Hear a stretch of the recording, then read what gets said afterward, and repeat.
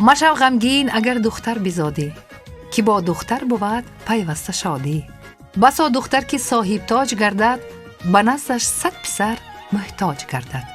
از این 10 سال مقدم، یعنی سنه 17 ایونی سال 2012، در یک گوشه صیقلی روی زمین دخترچه تولد شد. بابا جان و بیبی جان و پدر جان و مادر جانش با یک جهان نیت‌های نیک به او فرهناز نام نهادند.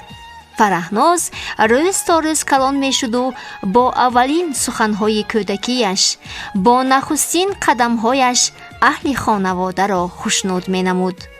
این دخترچه شیرینک و دسترویک وقتی که بار اول به مکتب رفت، با ذهنی تیز و عقلی رسا و زبانی روان و برا خواندن و نوشتن را آموخت و یکی از خوانندگان پیش قدمی مکتبی رقم 9 شهر سمرقند شد.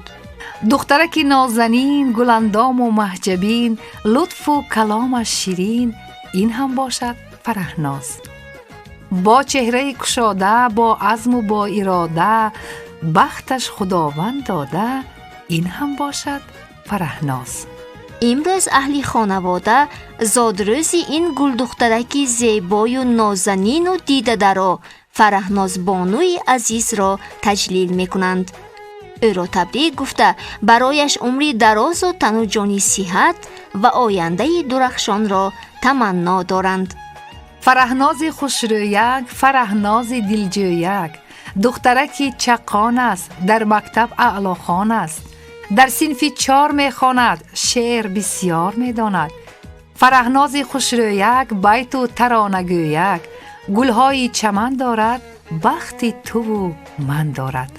ما جماعه ایجادی گروه اوریون نیز از فرصت استفاده نموده طالب و فرهناز فروخوانه را با 10 سالگی عمری نکو صمیمانه تبریک و تهنیت ها گفته به او تمام خوشی و خرمی های عالم را آرزو می نماییم. می خواهیم که فرهناز بانو در آینده مثل امروزه یک دخترکی با عقل و با آداب، خوشرفتار و خوشگفتار شده به کمال رسد و صاحبی کسب دوست داشته شده برای خلق و وطنش خدمت‌های شایان کند. یک انسانی نیک، یک بانوی خوشبخت و خوش اقبال شده سری بالای پدر و مادر و فخر و افتخاری نزدیکان و پیوندان گردد. مبارک زادروزت دختری جان، نبیند غم وجودت دختری جان. تنت بیغم باشد، خاطرت شاد و ما گوییم درودت دختری جان. برایت آسمان در خنده باشد، جمالت را همه گلبنده باشد. در این ایام نیک و زادروزت جهان در پیش تو افکنده باشد. فرهناز جانی عزیز، تو را با این روزی فرخنده و فرح بخش، با یک جهان مهر و محبت و دوستداری های بی اندازه و نیت های نیک و دعاهای خیر، اهل عائله تبریک میگویند.